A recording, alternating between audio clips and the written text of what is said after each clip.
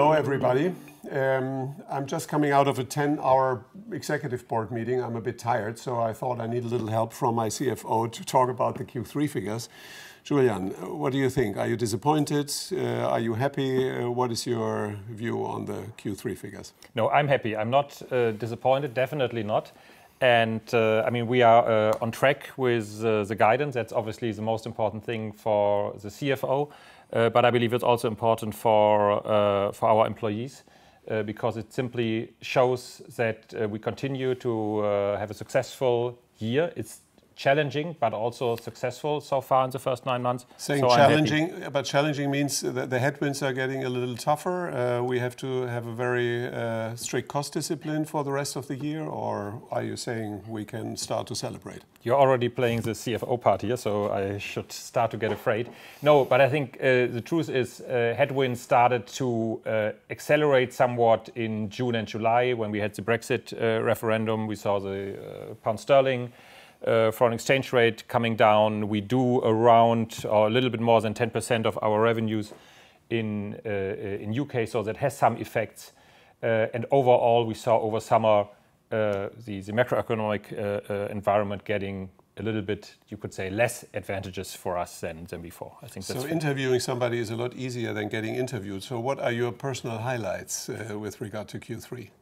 So my personal highlights from the business side were, you could say that's the usual highlight. It's the great performance once again from the classifieds segment. First of all, jobs, but also real estate, very good.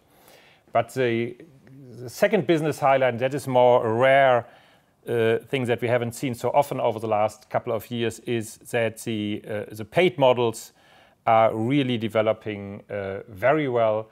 We saw, despite slight decline in revenue, which is absolutely normal and everybody in the market has that, we have an increase even in EBITDA, and I think that's a positive surprise and also shows what the teams there and all the employees really achieved with a lot of cost discipline and creative ideas on the market. My real personal highlight is not from the business side, but that's more a team highlight. For the first time, the finance and HR department did an offsite to really be together, work as a team, did some a couple of exercises and team role events, and I looked in so many really happy faces at the end of these 2 days. That was the most important thing for me in Q3. So what was your highlight?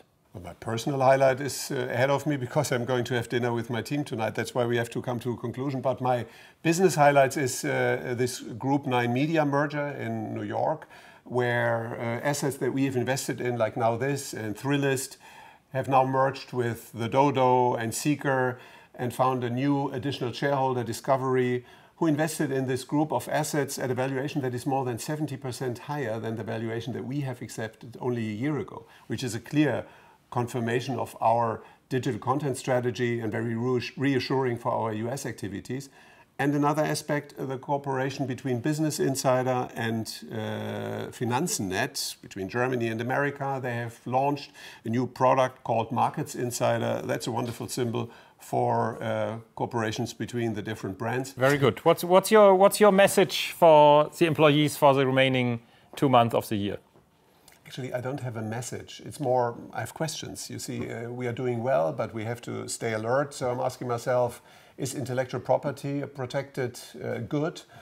That needs to be decided in Brussels. It's a regulatory challenge. Then our interaction with social media. It's the most important distribution form, and we need a very sustainable, predictable business model. We have to work on that. How safe is our classified ad business? How exposed is it to disruptive challenges? How well do we cooperate between the entities? Do we add value wherever we can? And of course, do we attract and develop the best creative talent? Those are my questions, but I'm sure we will find great answers. So am I.